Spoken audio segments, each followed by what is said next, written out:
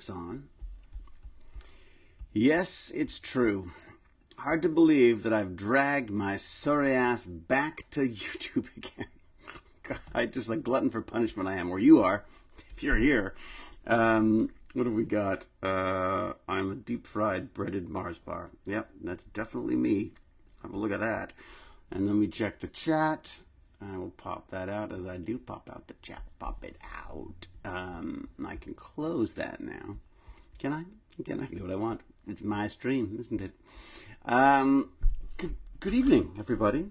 What a pleasure this is to be back with you. All sweaty and gross after another horrific workout. Actually, it's really cool to good Burn&Learn today. Actually, hello, David Sams. It's good to see you. Welcome to your first position in the chat today. Well done. How are you? Hiya, we do love listening to your chats. How are you? Sherry Lyons, very nice of you. Thank you. Karem, how are you? Good evening to you too. A bit late for Karem, I think. What have I got for you today? Burn&Learn. Yeah, I hopped on the Elliptical machine, my little smooth fitness. What is it? I looked it up today. It's the CE 7.4, apparently. It's an old beast of an elliptical machine. I'd love to know why my frame keeps freezing. Is it because I'm trying to stream to both YouTube and to Twitch that it's struggling so much? I wonder. Or maybe it's just my little computer struggling, you know, as my little computer does sometimes. It's possible, you know, it's possible I'm out of space. I have a horrible tendency of saving everything to hard drive and then going like, I seem to be a bit full. Let's see what I've got left. No, I've got, I got a good 100 gigabytes. It's not too bad, is it? 100 gigabytes. I guess that's not a huge amount, isn't it? But yeah, I'm newly off a Burn&Learn. Rather exhausted. Had a lovely 60th birthday party last night. It was not for me, for a friend of mine, who she does not look 60. This friend of ours, amazing woman. She's literally curing cancer. No big deal.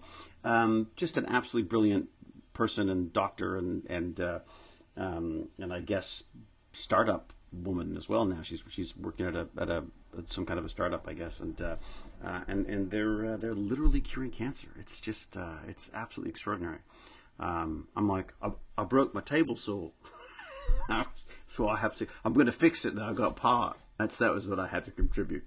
Contribute that and a few laughs and a fabulous martini. I don't drink a ton anymore, but I started the evening with a wonderful martini, which I would call a salad because it was just vodka and olives. It was fantastic. The rest of the night, I just drank this new invention that I've been introduced to, which is just what are they called? Angostura bitters or something? So they're bitters, basically.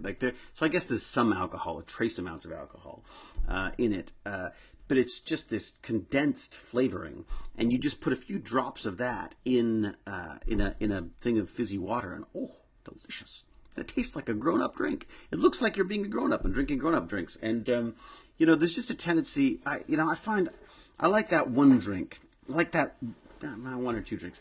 With a martini, it's almost like having three. But I like first 1, 2, or 3 drinks just to sort of to break the ice and get you into social mode. Because when you come from this, which is, I suppose it's social, but it's a little introverted. It's social in its social nature. To then have to sort of go and actually talk to people at parties and stuff. I sometimes find that a bit of. I've always struggled with that. I've always been a bit of a hermit when it comes to that stuff. Anyways, but lovely party. Just love her husband, love her fabulous kids, and just my friends. I sort of stopped for a moment and just looked around, and I just have all these freaking brilliantly funny, smart, successful, grown-up friends all of a sudden. I was like, they're all kids I grew up with, but I seem to be the only person who's still thumping around like a damn toddler. But they're just amazing. I just felt so. It's perfect timing, wasn't it? Because then I could be thankful for Thanksgiving for all the things I have to be thankful for, and certainly those are my friends, no matter how old they turn. And I mean, like I said, she's not really 60. She's just 230s, really. That's. All right. I've just rejoined the gym. Hey, Cherie, good for you. Need to get my backside back in the pool. Feel your pain. Well, Cherie, well done. My wife is swimming just about every day now. I don't like public pools because I'm a complete snob. I don't know what it is. It's like human soup to me. I don't want any part of it. I don't even like exercising in public. And yet, weirdly, my first instinct when I get off the machine is to come and present myself to the internet, sweaty and disgusting as I am. But you love it. So I'm the Roman coin man. Oh, David Sams. Hello, of course. I now have a box of coins, like a special box where I put all these fancy coins that I have. Originally, it was just going to be like medallion types things that I'd been given, similar to my Tech Bandits coins.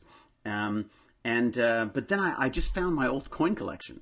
I have like boxes, like giant boxes of these old British coins before they went to the decimal system. I was obsessed with the idea that, oh my God, the coin system is about to move from the old English, please sir, can I have some more Oliver Twist, as I would call it, currency, to this new digital currency. And I was like, we got to get as much of that as possible. It's going to be worth a fortune, Grandpa. I was about 7.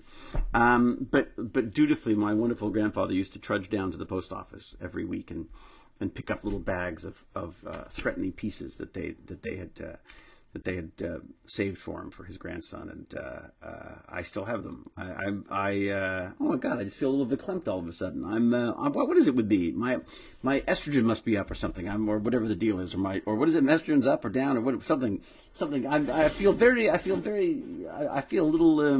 little weepy and vulnerable all of a sudden. What's going on? It's probably just, you know what it is? I'm probably dying because of all the exercise I've been doing. So cheers, everyone. Bubbly. This is kind of like an Angostura bitter. What is it called? Angus bitter? I don't know what it's called. But just a tiny bit of flavor in fizzy water. And if you make that tiny little bit of flavor an alcohol kind of flavor, it feels like a grown-up drink. That's a little tip for you people trying to cut back on the old booze recently. Given that it's cancer, it literally causes cancer now, apparently. So, yeah. Oh, sorry, Cal. You missed the ASMR part of that. I know Cal loves it when I drink things in the microphone. So,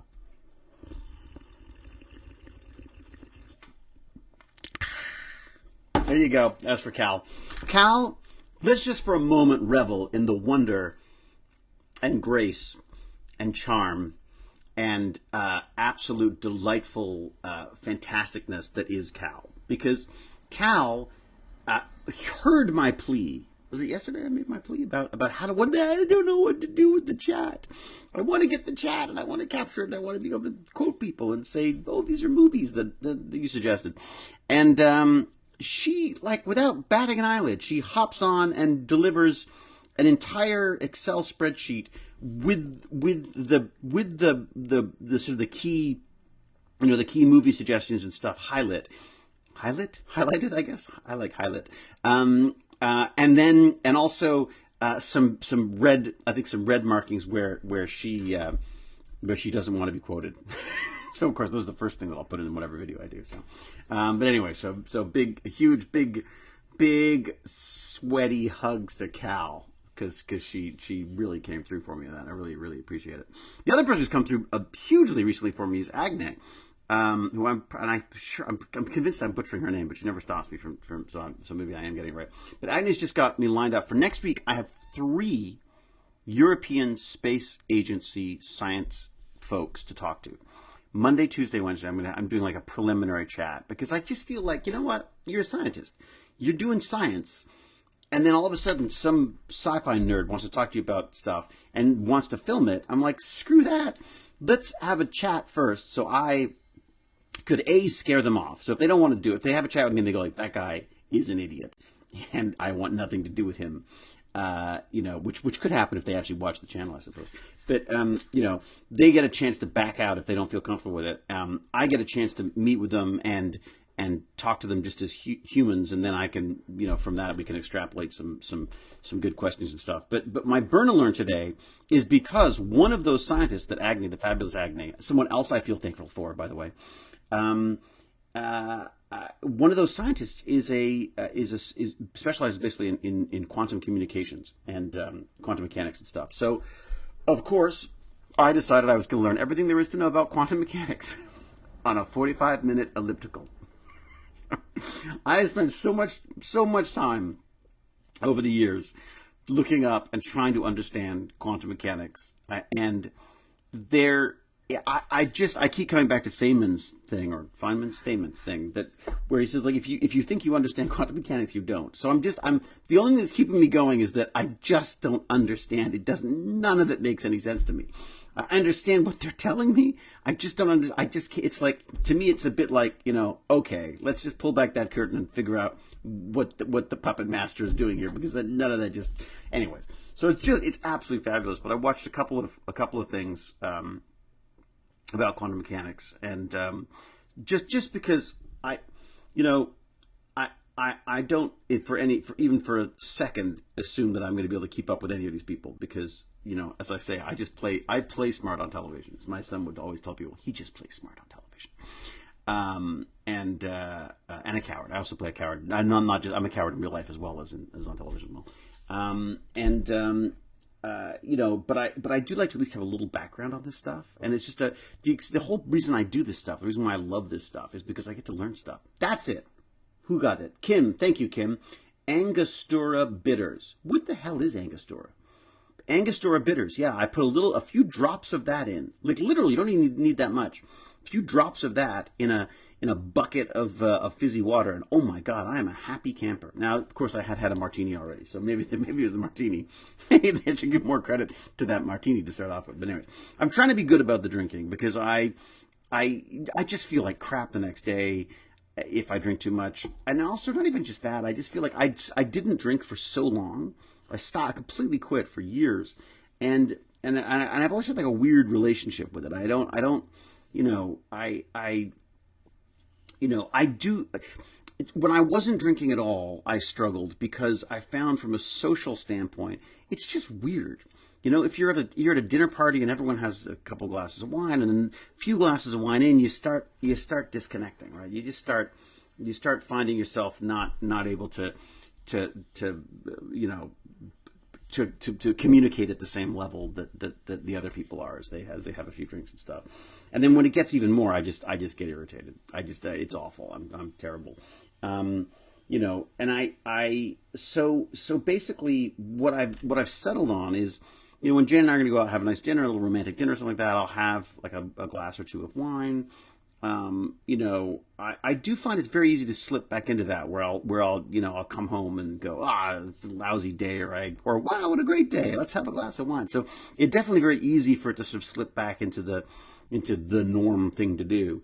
So I'm always looking for treats that I can have to drink that make me feel like a grown up and make me feel a part of the crowd, but also I don't get wasted and act even more stupid than I normally do. Oh my God, Nat Goodwin, thank you very much, Nat Goodwin. £10, holy crap, that's real money.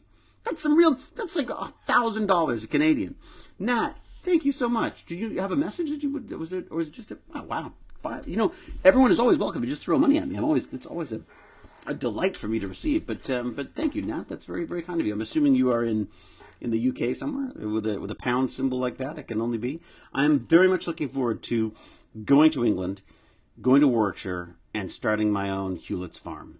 Like Clarkson's farm, only Hewlett's farm. So things will be a lot cheaper, a little less inappropriate, I hope. Maybe I'm hoping to get along with the local village, but definitely some fun gearhead and science and stuff going on there as well. So I'm really looking forward to that. I've been watching a lot of videos recently about retirement, and I'm sort of fascinated by this concept that we always grew up with the idea that retirement was about you just save until you get to that magic number of like 65 or whatever it is, or 60, whatever you randomly decide, and then you just go, great, I'm retired. And there's just been some really interesting sort of perspective change, little paradigm shifts for me on this stuff, because I'm listening to people sort of who are talking about, like, well, first off, you may not need as much money as you think. Also, retirement doesn't mean you don't earn any money. You can still have little side hustles and stuff that you do. And of course, acting is the ultimate side hustle. It just, things crop up now and again. Tomorrow, I'm filming tomorrow, actually. Grizzly. Well, I shouldn't say, oh, never mind. Can't ruin, no spoilers.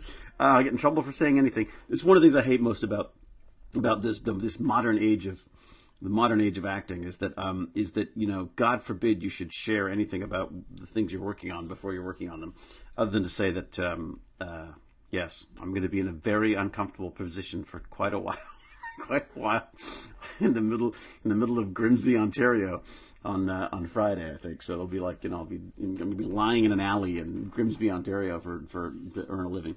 Nat Goodwin Wissick, you're turning up like I don't understand. You've shown up like twice now with different. Have some more. You made the series great. Thank you. Oh my God, Nat Goodwin, that's very sweet of you. Thank you very much. Oh my God, that's a lot of pints. That is a lot of pints at my local, I'd have to say. Well, that's very sweet of you. Thank you. That's yeah. Oh my God, live, nice, woohoo! Been out of the loop for a snippy bit, Sherry. Please say Hewlett's Farm is a real thing. I don't know, Sherry. I'm not sure. There's so many ideas, so little time. I want to do Cheesegate. I would.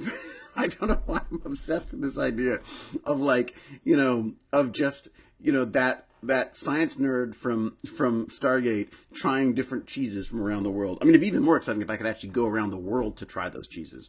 But I'm sort of, yeah, I'm crafting a sort of series of ideas that, of things that I want to do. And because originally I was looking into this YouTube stuff and going like, okay, so how do you work with the algorithm? How do you do this? And basically I suddenly went, wait a second, David, you're giving yourself a job.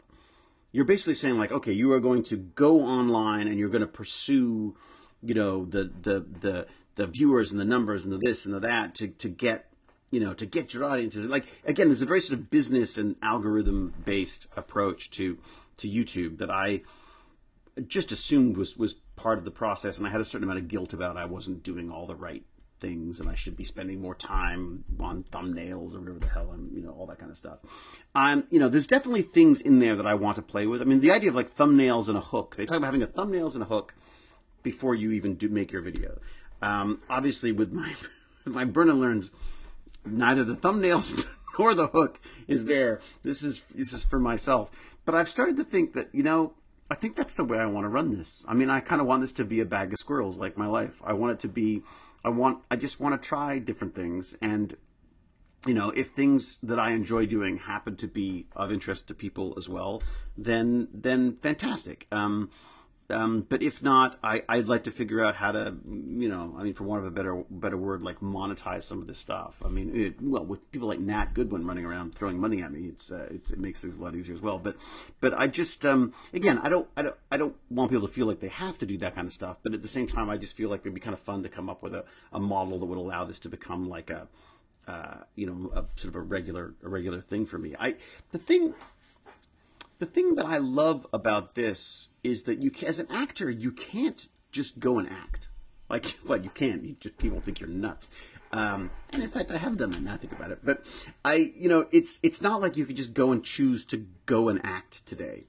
Whereas with this, I get to have conversations and I get to sort of open up areas of networking for myself.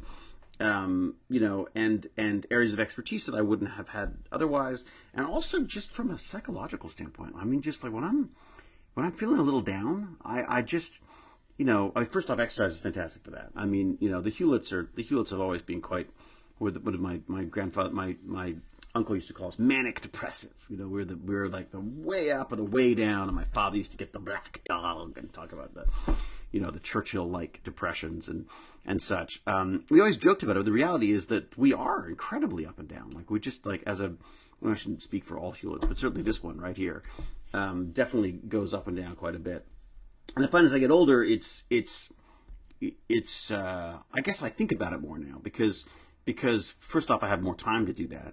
And also because I'm just like, really, seriously? I thought the whole moody thing was over in your teens. And I mean, well, I never got out of my teens, it seems, because I still feel like a moody teenager at, 56 years old. So, anyways, but the idea basically is just to sort of pursue the idea of online, talk show type of, approach to stuff. I mean, I hate the term podcast, but because what do you call two actors in Hollywood? A podcast.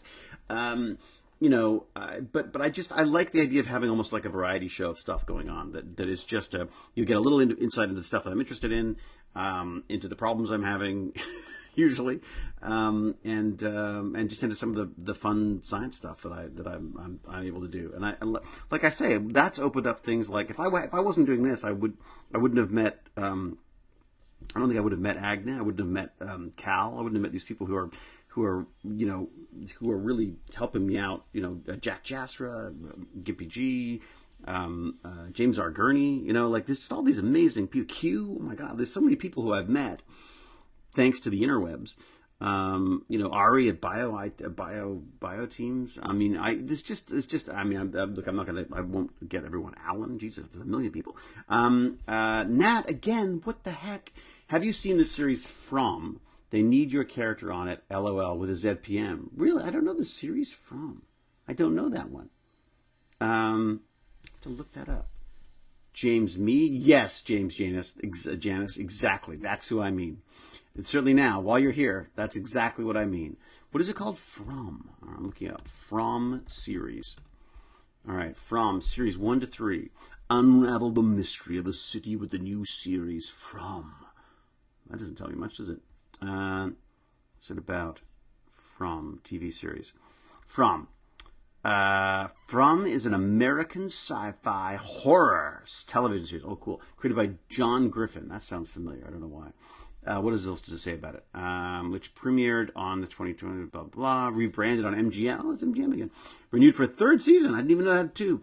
In a nightmarish town somewhere in America that traps those who enter. Unwilling residents strive to stay alive, plagued by terrifying nocturnal creatures from the surrounding forest, and search for a way out, looking for secrets hidden within the town and beyond. Ooh, sweet. That does sound good. Robert Joy. Oh my God, I worked with Robert Joy a million years ago. Wonderful guy. Who else is in that? Oh, I guess they're not regulars. A.J. Simmons? Wow. Oh my God. There's all these fantastic people in this. Starring Harold Perrineau. I don't know. Catalina. I don't know any of these people. I'm too old now. Okay. So I'll have to check that out. I will say this though. I'm going to say this, not to kill your vibe on this at all, but what I have found, television series, I am ruthless with television series because I go like, you know what? If this is a show that I feel might not have answers, I'm out. Like I do not want to watch a show that is the middle of an episode. You know what I mean? Like you know how like it's like there's been this move towards like these ongoing series where it always ends on a cliffhanger and you never get an answer and the big themes never really wrap up, although sometimes little ones will. I don't have the time to invest it out. That's why I'm so taken with horror films. Like I would if From was a horror film, bang, I'm in. I'll watch it tonight. But as a series, I'm very reticent to spend a lot of time on it. Although that said, I watched some amazingly trashy stuff as well. What do we got? That was a good show. Okay, people like that. Okay. Why does Ron have to pay dues every year? Because he lives in a Stargate. Oh, James. Oh, my God. Leave the jokes to the dads. Just watch the first episode and you're locked in. Oh, really? Just watch the first episode and you're locked in? Okay, that's good to know. All right, give it a go. People trying to survive. Monsters at night. Basically, small village in America you can't escape from. Monsters at night. All right, cool. Sounds good. I'll give it a go. It seems like they have answers this time. Oh, good. It ain't Prison Break or Lost. That's what I mean. Those ones were, or Game of Thrones, where like you're at the end of it, you're like, what? What the? Why did I spend 5 years of my life watching this? That kind of stuff. It's like Heroes, but great acting. Like Heroes, great acting and narration, but the story went off in 10 different directions. Oh no, does it go off in 10 different directions? Yeah, I mean, I guess maybe I'll give it a go. We'll see. Like I say, I've been watching Bad Monkey, which I got to say is just feel-good fun television. He's just absolutely lovely, that guy. I can't remember the guy's name, or who's the lead actor of that. Just absolutely charming, and his delivery is perfection, frankly. He's just amazing. All right. Let me just check I should check my little pop-out chat here, make sure that I'm actually getting what everyone is saying. That is an old chat. I don't want that one. Thank you very much. I'd like a new chat. What else you got? How about this one?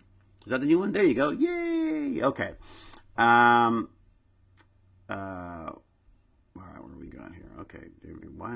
Okay. Oh, I see. Oh, it is combining the two. Okay, that's cool. Where does it shoot? Where does the show shoot? Good night again. Aw, Pyro Freak, good night to you. Lower Saxony. I saw my first polar lights a minute ago. Wow. Yeah, they are pretty wild, aren't they? We saw some when we were in, was it the polar lights? What did we see? The Aurora Borealis. We saw the Aurora Borealis. I don't know if we're talking about the same thing. When we were in Basingstoke. When we did Basingstoke, we got a couple of gorgeous photos of us under that strong solar storm. Oh yeah, that'll bring the monsters out, won't it? Baked some cookies with my daughter earlier. How are you? Lindsay's having fun by the sound of it. Oh, get what games? We are here for the Hewlett Pearls of Wisdom. The insanity is just a bonus. Yeah. It's more insanity than Pearl of Wisdom. Live streaming is very different than pre-planned videos. Just keep being you. Oh, thank you, Jamie. Yeah, I think it's, yeah, I'm so fascinated by it. And like I said, I feel like it's almost like a type of therapy for me. Like it just, helps me out. Helps me out big time. All right, what else we got in here? I'm a lifelong Stargate fan. Good man, Charlie. And just got to season 3 of C. Oh, fantastic. I'm looking forward to more of your performance. Oh, yeah. Well, your wish will be granted in season 3? Season 4? Which season? Just got to season 3. Yeah, season 3. That's the one you're looking for sure. Oh my goodness, my Capitals just sang the song of its people. Love my body, reminding me of the aging process. Yeah, Rebel Time Lady. Yeah, welcome to old age. Been enjoying Colin from Accounts. Oh yeah, my wife's trying to get me that. Silly, funny Australian comedy, BBC half-hour episodes.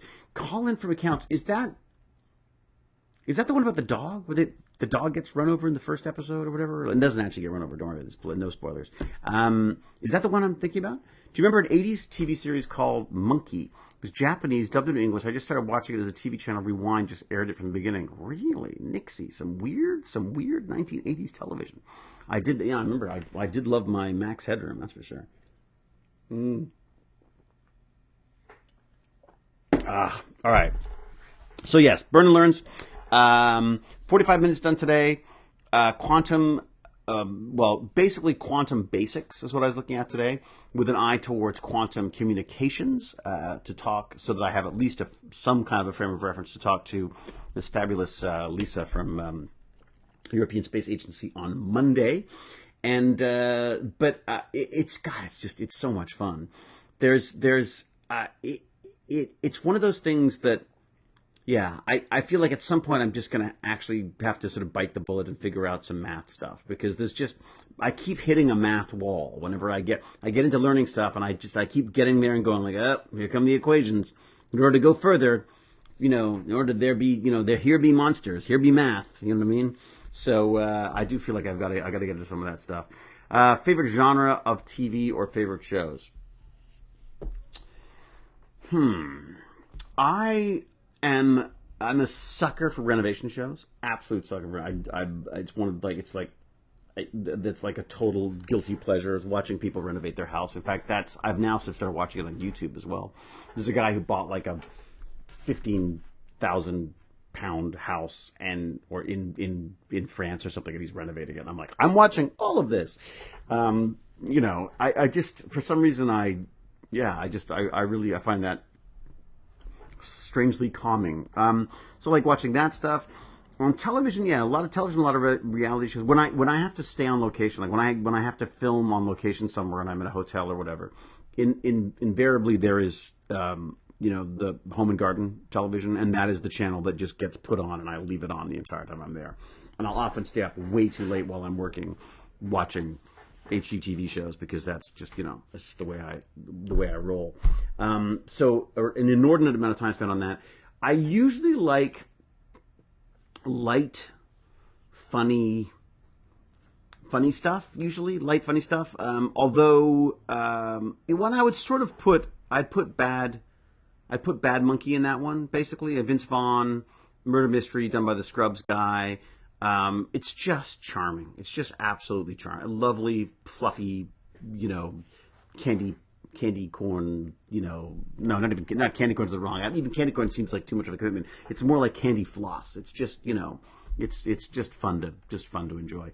And, not much to figure out, but still kind of just fun to watch. Really enjoying that. Really enjoying, what are they called? Old horses? Cold horses? Cold dogs? Dogs. Dead dogs. Dead dogs? Old dogs. Slow dogs. Slow dogs? One of those titles has is just a fabulous British series. Spies and all that kind of stuff. Spies and intrigue and rather fun to watch. What else have we got that I'm watching now? I'm almost embarrassed to mention this one. I'm not even almost embarrassed. I am embarrassed to mention this one. But you know what? You deserve it. Traitors.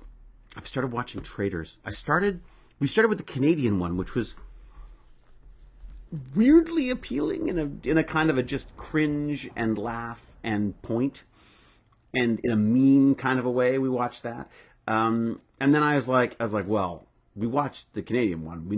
We should really watch the British one. So we started watching the British one, and of course the British one blows the Canadian one out of the water because of course the Brits are just so much better at that kind of stuff. And also they're mocking Americans, which they're really good at. So that is absolute guilty pleasure, and I'm not going to recommend it to anyone, but I am thoroughly enjoying that silliness. What else? And then of course, but the majority, I would say, if I'm not on YouTube, I watch television as a community thing. I don't watch TV by myself generally. I watch TV with my wife and with my kids and friends and stuff. The rest of the time, I'm either on YouTube. When I'm alone, I'll watch YouTube or I'll watch horror movies generally. Weird old horror movies or weird new horror movies or whatever. So, and that's why I did that stream a couple of days ago. I'm going to do another one of those. I was thinking about doing one today, but I don't know. I wasn't there. I wasn't there for it. And I thought I don't want to get into a habit of doing it if I'm not going to do it. So maybe if I'm not going to do it regularly, I don't want to pretend that that's something that people start tuning in just for horror stuff. So, which could be good. Who knows? Maybe that's all I'll do. Maybe it'll be Hewlett's Horror Farm. Maybe that could be a good way to go. Maybe. So not Traitors. Traitors. I love Traitors. That's fantastic. Yeah, late night Adult Swim shows are wacky and bizarre. There's some great James. I think I was talking about this the other day, where this analog horror, as they call it. I don't know why they call it analog horror, but it's. I have to look that up. I'll look into a history of analog horror, but just this idea of these really weird kind of more about a feeling than a there's no jump scares or anything, and it's not really particularly violent or anything, although there's sometimes violent images within it, but it's these weird, just kind of mind F's, so to speak, stories that are pretty, I've started seeking out some of those on YouTube as well, just because there's some really, really odd, weird stuff out there. Maybe I should do maybe I'll cozy up with the blanket and a flashlight and do another horror one, and we'll talk about some of the analog horror stuff that's out there. Because what's also nice about it is they're all free, right? They're all just on YouTube, so you just go and watch them. I watch TV with me mum, and alone I watch movies on Plex or watch maker channels on YouTube. Yeah, I love that kind of stuff. I mean, weirdly, what's on my YouTube right now? What is my? It's interesting to go. I used to say to Baz, don't let the algorithm tell you what to watch next on YouTube. Pick what you're going to watch. Well, the weird thing is, I've started going to my home channel now because, okay, so I'm, so what's the kind of stuff? Judging by what I'm getting pitched right now, these are the things I've got.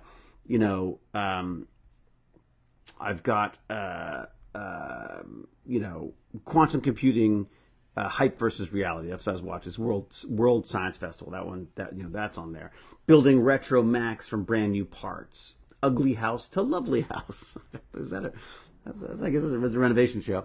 Oh yeah, I was watching that. That's right. I guess that was, yeah. They were doing a bungalow. Algae panels, lifestyle secrets of the world's most successful people. Really? That does not seem like my thing somehow. But I guess they're trying. Maybe they want me to be more successful. Broken. Oh, God. Unemployed, crippled, and depressed. A confession. Yeah, definitely got got a pretty weird selection of stuff going on here. The internet in your pocket is, I've been looking into this, what is it called? This grid mesh network stuff. This amazing artist who's been around forever, but, I sort of recently got back into his stuff, is James Lee. James Lee does this amazing stuff. There's this show. Yeah, there's one I've been liking, this Bloomberg. It's a Bloomberg original. Nokia presents it, and it's a scientist woman, sort of redheaded scientist woman who walks us through. Hannah Fry, I guess is her name. Oh, it's live now. There's actually a live stream of it on right now. Yeah, Hannah Fry, she's great. I mean, in my head, I call her the slow mo scientist because they keep doing these shots of her walking in slow motion while they talk about whatever the stuff they're talking about. But so lots of shots of her looking off into the distance and stuff. Very sort of like Richard Attenborough type of documentary filmmaking. But she's got some great subjects. Like, so the one that's on right now is, what does the AI boom really mean for humanity? So what was great about, like, so Hannah Fry had one of these Bloomberg things on quantum communications and quantum computing. A great way to get like an overall introduction to the subject, get a little sense of it from from a normie's perspective, like, coming into this. And then I tended to drill down into things like, like the World Science Festival stuff and TED Talks and that kind of thing. It's basically, my approach has always been is to start, even if you do know a little bit about something, like quantum mechanics, like I say, is something that I have been reading about for, like, I remember when I first went to LA, picking up a book by Feynman or whatever we call him, from Book Soup in Hollywood on Sunset Boulevard. Was it Sunset? That's where it was. I think somewhere around there. It was in Hollywood there, and it was like one of the first things I did was I would go hang out in bookstores all the time. I actually went, bookstores were just a great cheap place to go, and you could read books, pick up a book, grab a coffee, whatever, that kind of stuff. And who knows, you could run into Sinead O'Connor. That was my hope back in the day, because I'd heard that she went there. Yeah, so it's been something that's been on my radar forever, and I'll pick up a book on it and read a little bit of this, a little bit of that. So I understand elements of it a little bit. Certainly not to the math extent at all, but it's something I've been very conscious of for a long time. And every so often, sort of an interest flares up like a bad rash. And in this case, I've got this wonderful chat with European Space Agency coming up, so it's just a great excuse to sort of dive back into it. But what I'll do is I'll start with the assumption that I know nothing, absolutely nothing about it, because then you're reading something that is basically at a grade 8 level. Like the AI is great for this. Where you say, like, explain quantum mechanics to me as if I was in grade 8. Fantastic. Give you a basic understanding. I mean, before that, I do like the dummies guide to whatever. Start well before where your knowledge is, because I just want to be absolutely positive that I have got all of the basics. Because one of the things about being a self learner, especially like I'm a lifelong learner. I'm a self educator. I hated high school. I never finished high school, but you've got the baggage of never finishing high school. So I'm constantly finding these gaps in my knowledge. And people who've gone to university, who've finished high school and everything, will often say, like, oh, I don't remember any of that stuff anyways. Like, you already know more than I do because you're looking it up again, that kind of stuff. But for me, it's always like, I just don't know what basics I'm missing. So I like to start at the kindergarten level of dum-dum, like really kids' Ladybird book of electronics, Ladybird book on AI or whatever. And once I've got through that, which I know I can do, I'll get through that, I get an understanding of that. Then I move up the scale to these more and more complicated takes on this stuff. And if I stick with it long enough, I'll get pretty advanced on some of the stuff. But again, the problem with a lot of this thing is like a language, is if you don't use it every day, it just fades, right? I mean, I can sit for hours and finally figure, like, I've worked out this, electronics, concept, and you go, aha, I've got it, I understand it. And then you run downstairs to explain it to someone, and you can sort of feel it's like sand. It's like holding sand. It's sliding through, it so quickly slips away from having that, that grasping it type stuff. So it's one of those things that you really want to be doing it. You want to be sort of like constantly renewing that stuff. And I think that applies to knowledge in general. I mean, you need to constantly be updating your skills as much as you possibly can and going over the stuff that you know. Otherwise, I just think you lose it. So, and luckily, I don't have to know anything well enough to save planet. Luckily, someone writes all the scripts for me to save planets or destroy solar systems or whatever. But all in a day's work. luckily none of this is imperative to my work. It is all purely my own fascination and love of science and technology, and sort of what's out there. I mean, it was wonderful to talk with my friend last night, who's with the 60th birthday party I was talking about. This doctor who's working on what sounds like an extraordinary cure for cancer, and she was explaining the basic concepts to me, and I couldn't help but get a little bit of a thrill, because I'm like, I understand what she's talking about. Like, I don't know, of course I don't. It's not like I can't cure cancer, but I felt like I could understand the basics of what she was saying, because of my, I'd be doing a lot of reading about biology and stuff, and James R. Gurney's been fantastic at sort of recommending things for me to read and stuff. And then of course there's the Odin folks, which is the Open, what is it? The Open something Institute Network, Open Development, Open, I can't remember what it's called. Joe Zahner, or Josie Zahner, is runs this company that sells kits and all sorts of stuff for learning how to do your own basically biotech. So for everything from, not so much, he doesn't really do body modding so much as it's a lot of molecular biology stuff, and basically what they're trying to do is promote the idea of, in the same way that we had electronics, those 150-in-1 electronics kits that I used to love from Radio Shack. They're saying we should be doing the same thing with biology. Like, kids should be playing with biology in the same way that we played with circuits and lights and batteries and stuff when we were kids. And I've got to say, I really believe that. I mean, especially when this is just such a, I feel like I missed wetware. You know what I mean? Like I missed the squishy sciences of biology, because I was so obsessed with electronics and robotics and the silicone side, the electronic side of stuff was where I felt technology was, And weirdly,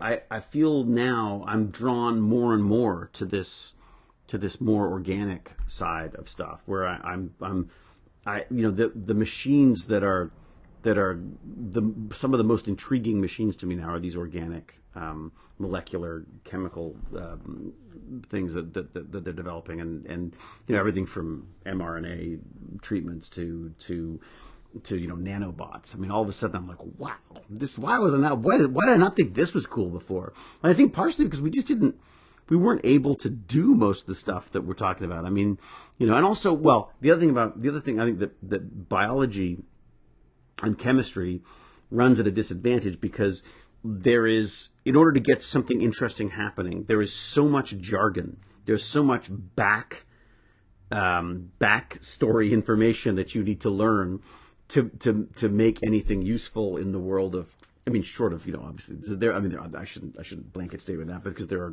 things you can do with plants and little experiments you can do, chemical experiments and stuff. But it definitely requires a lot more than a couple of wires and a battery. So I think there was just an immediacy to electronics that I loved. That I got it right, and the light flashed the way I wanted it to light, or the motor spun the way I wanted to spin, and usually off the table and drag the battery with it. Whereas in biology you had to understand, there was measuring, and it all felt too much like cooking to me, which just felt like too much work. Of course, now I'm absolutely fascinated, and my wife is not happy about the things that I leave in the fridge now. So because I've got some cultures and stuff that I like. I've been playing with, and so she's often like, I threw out that thing that was growing, and then, no, why would you do that? So that's basically where I'm at with that kind of stuff. So, what have I missed in my babbling? So much babbling. All right, what do we got? Let's go look at the chat. Was SGA crafted for you, Flanagan, and Luttrell? No. It was written long before we were on the scene. We literally auditioned for it, and I guess we fit their what the world that they were looking to create with Atlantis. My character was completely different when I showed up. They did not have any intention of bringing back any characters from SG1 other than the leads, and I guess I don't know why I don't know why they decided to bring back the most obnoxious of all of them. But I love him for it. I do love him. Biology's never done nothing for no one. Exactly, Jim the Evo. That's the guy I'm talking about. Of course, I forget he's Jim the Evo here. He's James R. Gurney over on YouTube. But yeah, little Jimmy the Evo. That's who you want to talk to if you're going to be talking about some of that icky, gooey, squishy biology stuff. Fantastic. I met Jim through our mutual friend Q Quinton, who I haven't actually. Yeah, I've got to check in with Q because I've been listening to his cooking podcast the last couple of times, and he hasn't been on because he's been sick. So I hope he's okay. James, have you heard from him at all recently? I've not heard from him for ages. But hopefully he's doing well. He's amazing guy, Q, amazing guy. Basically from his bed on Vancouver Island, he's managed to do all these fabulous molecular, what's it called? Molecular gastronomy or whatever it's called. Is that what it's called? I can't remember the term. Anyways, he's basically a food scientist who can't move. And he ended up getting a job, working on this fantastic New York cooking podcast. I can't remember the name of the show, but it's what is it called? What is that podcast called? James, do you remember? I can't remember the name of the podcast. I've got it. It's in my list of where's my phone? Hey, where's my phone? Oh, wait a second. Maybe it's on here. Let me look at this. Let me see if I can find it here. It's really fun. There's this crazy, obnoxious New York chef guy, and it's really fun to listen to. And he went and got himself a job on this big. He's making big New York money, doing this podcast stuff now. And I'm just so freaking impressed with the guy. He's a lovely guy too. He's total nerd. I mean, he is absolutely obsessed with the whole cooking side of stuff. I guess I don't have it on this. I don't have my podcast on here? That's weird. Let me grab my phone. Oh boy. Oh my God. I have legs. I forgot. They're not good legs. They're bad legs. Where's my phone? Okay. Wow. Totally forgot. Forgot about the exercise part of my Burn&Learn. I'm not feeling very comfortable. Okay, let me find it for you. Podcast. Here they are. Yes, I read a fascinating one today. I was listening to about the guy who wrote this book called Deterrence Under Uncertainty. It's basically about artificial intelligence and nuclear warfare. How's that for a combo, huh? Let's talk about that one day, because that is a fascinating. Of course, the book is one of these hardcover, I guess, education books. So they just decided to charge, because I thought, I'll get a copy of that book. That'll be fantastic. Yeah, $85, because it's a hardcover. Look, I know it's worth it. Absolutely. I wish I could pay $85 for every book that I bought, because of the amount of work that goes into it and the brain power and everything. It's totally worth that. We can't afford that. And it really bothers me when these academic books are so freaking expensive, because I don't know. It's like I'm a hippie, man. I want knowledge to be free, man. I don't. I want to make money too. I'm a capitalist like everyone else. But anyways, let me find this. Let me find the name of this podcast. Here it is. It's Cooking Issues with Dave Arnold. It's a really fun, irreverent, messy podcast about cooking, which I have no interest in. I have no interest at all in the cooking, really. I mean, I heard the odd, interesting thing about food. I like eating. I'm a big fan of eating. The cooking has never really made much of an impact on me. Although I think maybe I'm coming around to it. Maybe in my old age, I'll actually start enjoying the process of cooking. But yeah, Quinton is on this show, Cooking Issues with Dave, and it's just a really fun show. And I'm just so impressed that he managed to get himself a job on this thing. I mean, he was doing these amazing Instagram. Cooking with Q was the name of his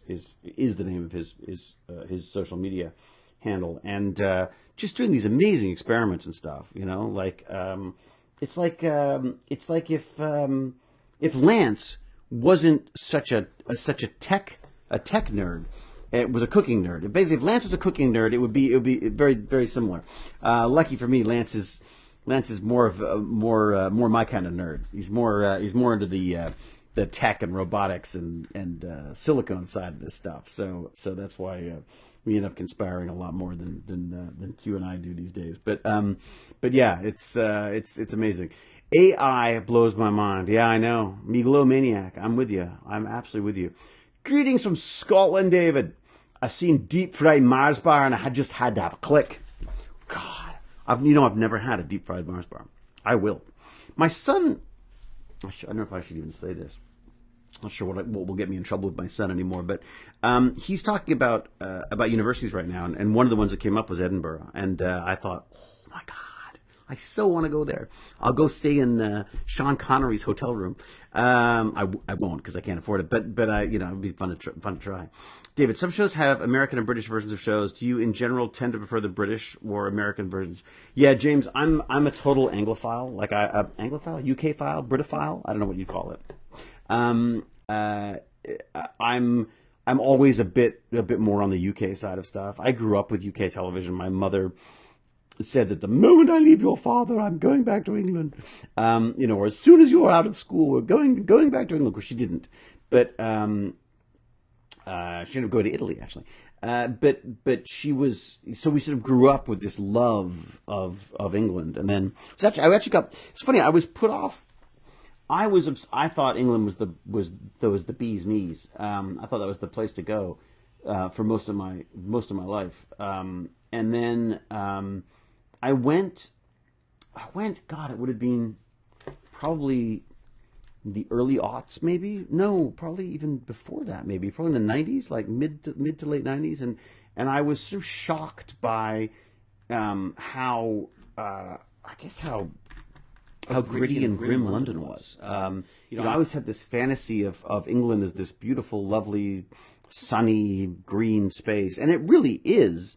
But I went on this specific trip, and I think I was having a bad time, and I just found it kind of miserable, and I was like, I don't want to live here. And then of course, with acting, you kind of back when I was that age. You had to be in Hollywood. I mean, you just had to. If you were nobody if you weren't living in Hollywood. I think to some extent it still comes into play. I mean, I feel a bit sort of out of it up here in Canada to some extent, but I'm actually quite looking forward to go to England because I think in England it might be. I'm quite looking forward in my old age to be trying my hand at acting in England. I mean, it's not going to be a huge push by any means, but I think it would be just kind of fun to get an agent there and see what what is available and if there's any value to what I've done and stuff in the past. Yeah, Fry and Laurie has me rolling. I mean, yeah, it's hard to beat the old Rowan Atkinson stuff. The old Blackadder episodes and stuff, and and I still every so often go back to Faulty Towers and some of the Cleese stuff that's going out there. Yeah, I definitely have an IT crowd. I mean, it's just God, when the Brits do it right, it's just freaking genius. I mean, they've been making this stuff longer than anybody, and there's nothing they haven't tried already, and it just when they get it right, it's amazing. There was another show we watched. Was it called Outlaws? Is it Stephen Merchant series? It's got Christopher Walken in it. It's really. I mean, it's the other thing about the British shows is there's an element of surprise to it. It tends not to be, Americans are so big on the formula. What's the formula for this? Like, how do we make this work? And it's always, you see it coming a mile away, and I'm making a generalization. Obviously, it's not always the case, but certainly in some of their more popular stuff, it tends to be kind of formulaic. Whereas the Brits are just always just messing with the formula. Not even messing with the formula. I feel like they're just trying to F with their audience all the time. It just makes it I find it very enjoyable. When it's done well, very, very enjoyable. When it's done badly, my God, it's awful. I mean, some of those, what is it? What do they call it? Frocks and frocks and fans or whatever. I don't want that, but some of the period piece stuff is just, oh God, it's just the romancy things, and I can't stand that stuff. Really enjoyed watching through Afterlife and Derek with Ricky Gervais. Yeah, Ricky Gervais is a tough one for me. Sometimes I love him, sometimes I hate him. I remember stumbling onto an episode of the original Office when I was like literally traveling through England. Like we were getting ready to go somewhere. I mean, I think it was like, I guess it was Jane. Better be. I don't know when this was. I can't remember the years of it. But whatever it was, I think it was Jane was showering, and I was waiting for Jane to get ready for something. And then while I was waiting, and I was tired, and we were kind of jet lagged, and I just flicked on the TV and got mesmerized by this Office show, and then watched every single episode of that. I thought it was the most amazing thing in the world. Ended up auditioning for the American version back when it was casting, and weirdly not cast in it. Very strange.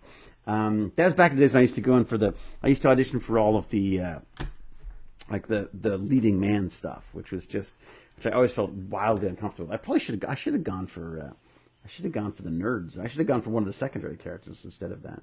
I couldn't choose who I sent in for it, but of course. But anyways, one of my favorite moments is the invention of lying. Oh, really? Movies is the invention of lying. Okay, I don't even know that one. Invention of lying. I don't know. I don't know life. I don't know. Sorry, I've heard of Afterlife and Derek. Haven't watched either of them. Outlaws, where they actually painted over a Banksy painting. I know. Yeah, there's so many great little things in that show, and Christopher Walken is fucking genius. I mean, effing genius. He's just amazing. Just amazing. Speaking of food, at least here in the U.S., it is. Think a lot of fairs you can get deep fried butter, where they coat butter and with batter and fry a whole stick of butter. That is, wow. Yeah, Faulty Towers was mind-blowing to me because I watched as a kid. I laughed. My father was always a huge John Cleese fan. He is John Cleese, basically. My father is that same kind of like constant, there's a certain tension to my father, which I have also picked up. I mean, Dog's Breakfast was basically was my tribute to those old British silly old British comedies. I just wanted my dad to laugh. That's basically what the whole premise of that movie was, just to see if I get my dad to giggle the way he used to giggle. He just watched the strangest movie. Like my stepmom, their first date, he brought her home and showed her Johnny Dangerously. Like what? What? So he's an odd guy, my dad. But the thing about Faulty Towers was, when you look at it now, you see all these glaring flaws. Like there's the execution of many things in that show is just way off. But it doesn't matter because the actors are completely convincing. They do not break no matter what the hell happens. And so they're completely committed. Comedy is, I think, one of the hardest forms of acting that there is because it requires, if you are trying to figure out how to be funny, it doesn't work. I've seen it so many times. Actors are going like, here I go to be funny, and it's like, no, not gonna buy it. You're telegraphing it all the way. The most brilliant acting in comedy to me is making something absolutely ridiculous, completely committing to it, completely seriously committing to the absolute nonsense. And what I learned I literally studied Faulty Towers because when I was making Dog's Breakfast, because I was like, why is that so funny? Like, I was like analyzing why it's so funny, and it's the intent. It's the concept, it's the idea of what is happening more than the actual execution. And I found that so interesting to me. It's like the way kids are drawn to less polished videos on YouTube and stuff. It's because that is more authentic to them than they don't feel like they're being advertised to, because it's got to be real. It's a guy with a camera. And just the idea that the brilliance of what John Cleese and his co-writers were doing and co-performers were doing was completely unhampered by the actual requirements of laws of physics and timing and the sheer amount of energy it would take to get all those gags to work perfectly every time. In fact, I think if the gags did work perfectly, they wouldn't be as funny. It's a weird thing. I don't know what it is, but it was eye-opening to me to actually study that stuff and to see what what it was that made that stuff so funny. But the biggest part of the comedy from that stuff was every single one of those characters was completely serious in their pursuit of what was going on. There was nobody trying to be funny. I mean, there might have been a few sort of day player folks that came in that were maybe trying a bit hard, but for the pretty well like 90% of it, it was just their absolute commitment to what was going on there.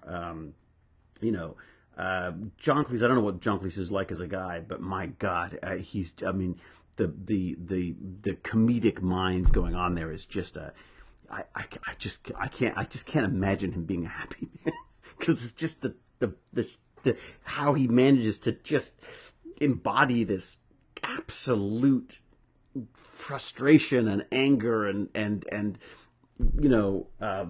God, this entitlement and it's extraordinary. It's fantastic.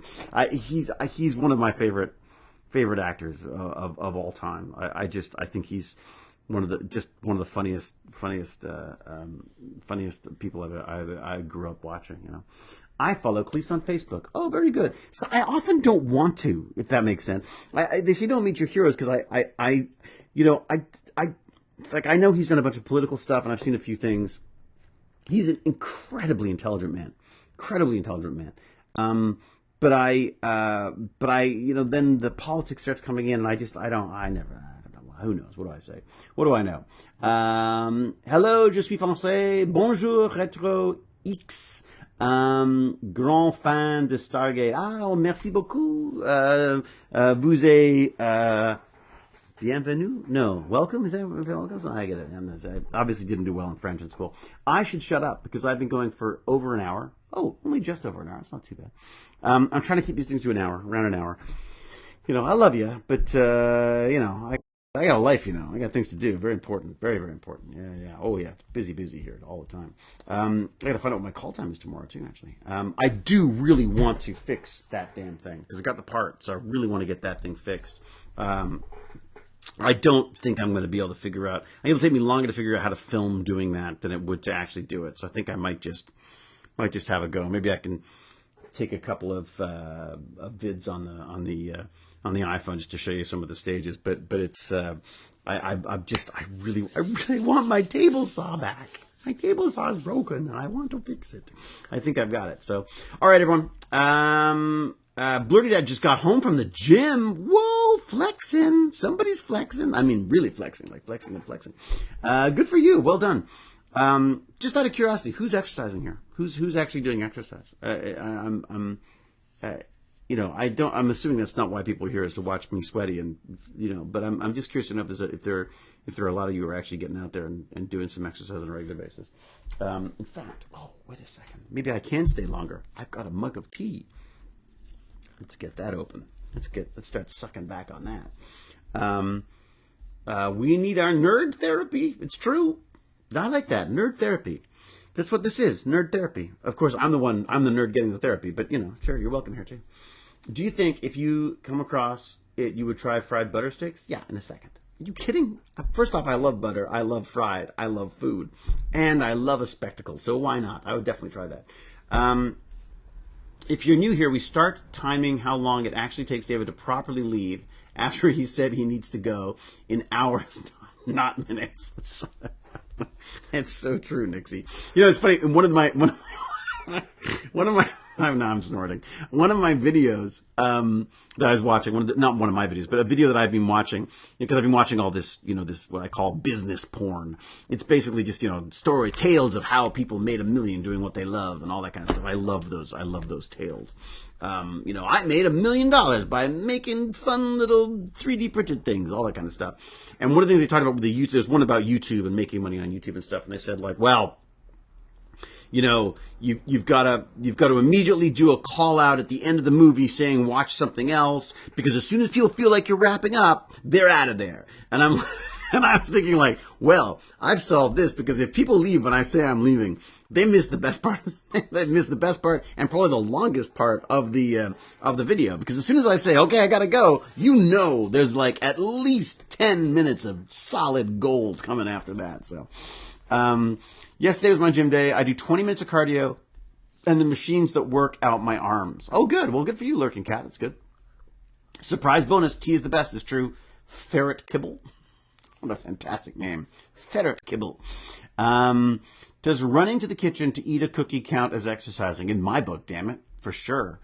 Even worse, someplace when done fried. You are really obsessed with that freaking fried butter, aren't you? Jesus.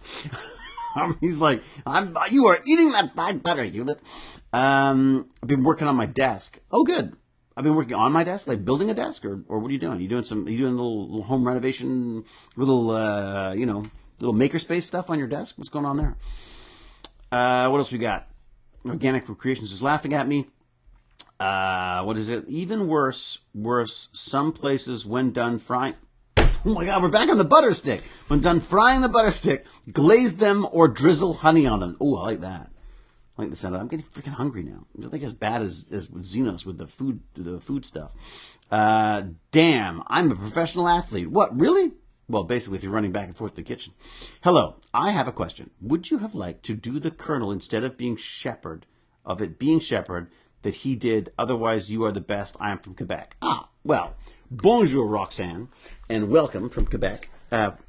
Frankly, one of my favorite provinces, if not my favorite province in the country. Although I do like the East Coast too, and I live in Ontario, but I'm only there because I live in Ontario. Yeah, it's kind of the East Coast and and Quebec, definitely two of my favorite regions of Canada. Although we shot Stargate on the West Coast, so I guess I should like that too. But anyways, what was the question? I would love to have been Shepard. I think the character always. No, okay, I take that back. Of all the characters on Stargate that I would want to play, if I would be able to go do it all over again and I could play whoever I wanted to play, I would play McKay, because I still think he is the absolute best character in that show. And that's not an ego thing. I mean, it's like literally. I mean, it is that too. But I think I'm fabulous. No, it's just as a role. It was just an absolutely fantastic role. I can't imagine. I don't think anyone had as much fun as I. Well, maybe Jason Ronan might have. Although he did say that, yeah. What did he say? You think it's hard saying all those lines? Try listening to them. Yeah. So, yeah. Honestly, so would I play Shepard? No, I wouldn't. I want to be McKay. I absolutely prefer McKay.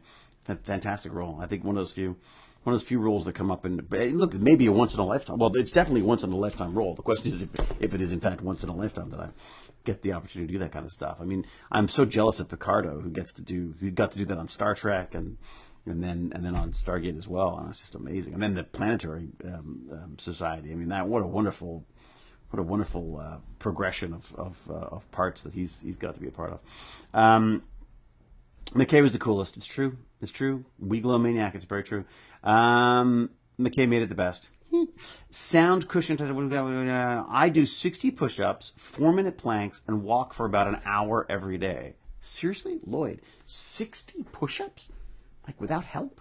Are you on your knees when you're doing that? Because sometimes I do those push-ups from my knees. I'm not sure. I don't think I could do 60 push-ups even if I was doing push-ups from my knees. That's extraordinary. Well done, Lloyd. You're not welcome here. You're too fit. You're making us look bad. What do we got? McKay will return. We will see it. We will see to it. Blurdy dad. I hope so. It'll be fantastic. I really need to look up low impact exercise that won't hurt my ankle. Such a terrible thing to injure. I used to walk everywhere I could, and now walking hurts. What could you do? Well, swimming. Probably swimming is the best for you. You may have to go into the human soup. It's possible. The public pool. Yeah, swimming is probably the best thing, right? I mean, and don't take my advice. I only play a doctor on television, but that Picardo guy. I love that Picardo guy. We've been watching Stargate Atlantis as a family. Wow, 7 of us, and we love it. We're on season 4 now, and my daughter Grace is the biggest fan. You guys all had the great chemistry on the show. We had so much. Thank you very much, Tanya. I mean, and say hi to the family for me. Hi, fam. Hello. Coward family. Carward? How do you say that? Anyways, Tanya's family. Hi. We had chemistry. We enjoyed each other's company. We still do enjoy each other's company. I mean, it's lovely seeing them. I mean, you know, I have a video I did with Rachel. Rachel was in town, and I said, like, let's talk. Like, we never get a chance to talk. What a great excuse to get together and actually chat. And it's just, I love them. I love them. Some more than others, but I love them all in my and their own way. I mean, I just, fabulous people. They're, amazing. I love them. I miss them. McKay is awesome. That's why I say you inspire people to get into STEM, and thank you for your work. Lloyd, thank you very much. Well, I got addicted to that. I got addicted to the people coming up to me and saying, like, hey, I got into science because of you. Now I'm like looking for other ways to get people into science, just so they'll say that to me. Swimming is recommended by most physiotherapists after lower limb problems. Problems? I like that. Problems. Yep. Nixie's on it. That's it. I mean, I think the only no impact thing I can think of, once your ankle's a little better, I got to say the elliptical's great because it's not, there's no impact, but I imagine right now the movement, it would be a bit tough on your ankle, but it's one of the reasons why I went to the elliptical was because I just found even walking the dog, I walk the dog for like 40 minutes, roughly about 40 minutes every day. And not a brisk walk or anything. It's just it's a doddering old meandering with some listening to podcasts as I go, and even that I find really bothers my knees after a while. So, but the elliptical's pretty good. Elliptical's pretty good at that. So, all right, I truly am. I've done my wrap up of my wrap up. I've wrapped up and then I've not wrapped up. This time I'm actually wrapping up, and that's only 11. It's only 11 minutes. So if Pancreatus is here and timing, and if not, I guess Nixie now. Then they would know it's only been 11 minutes. My daughter used to laugh at you because you were so funny. I would remind her, remember when Rodney fell down? The time where you fell down when the guy turned the gravity back on? You screamed. I did a lot of screaming. I liked screaming. I liked adding screams where I could. Where are all the planets you visited all the same forest? And where is it? It was all basically the same forest. Well, it probably is the same forest, but different sections of it. They basically had to move us slowly further and further away from Vancouver as they more and more condo, a lot of the stuff were places where they used to shoot Stargate SG-1 they built condos on them. So they just kept moving us further and further. But yeah, there was a few different places that we filmed in. I don't remember the names of them now. I'd have to look it up. Maybe if I think of it, I'll look them up. But there were a few places. In fact, you even recognize a few downed trees. I think I hid behind the same rolled over log a few times over the years. So put that in the Marvel parallel universe world and see how it fits. Thanks for sharing time with us today, David. May you have a wonderful evening with the family. Likewise, organic recreations. Old Get What Game says I walk 4 greyhounds. Oh my God, I spend more time waiting than to finish sniffing than walking. Oh yeah, no, I drag Zaw around at sometimes. I'm like, okay, enough. You've done your damn sniffing. You've done your business. I'm carrying a bag of your feces around. I'm not waiting for you to sniff every frickin' tree. I'm a grumpy dog walker. Said, done, leaving. See you, James. Bye. I lift all the time. I lift the PlayStation controller. All right, get out of here. I will have a good night. You have a good night. Everyone, thank you all very much. It was wonderful having a chat with you all again. Thank you for joining me. Look forward to what's next. I don't know. Let's find out. Maybe I'll give you a little rundown of how tomorrow goes. I got to film tomorrow night. So it's just like one scene, 2 scenes maybe, 1 or 2 scenes. I'm not saying a lot. So I just have to look like I'm in a lot of pain, which I do very well, it turns out. The perfect victim. As Guillermo del Toro described me, he said, this is David Hewlett, he's a wonderful human being, but an even better victim. All right, and then I'm not sure what accent that was, and that's why I don't do accents. Okay, everyone, until we geek again, I will say cheerio and huzzah. Be brave, be kind, be brilliant, and I can't wait to talk to you again. Thank you all. Oh, go check out techbandits.org, if you don't mind. There is a store section. You can go and buy some fun Stargate merch if you want. Not Stargate merch, but some of my, they didn't make the right Stargate merch for me, so McKay merch, as I call it. Stargate inspired merch, shall we say, so I don't go to jail. And a bunch of silly stuff. There's also a Patreon there you can check out, and there's also a PayPal if you wanna donate a couple of bucks or something. It'd be much appreciated if you can. If not, don't worry about it. I enjoy having you here.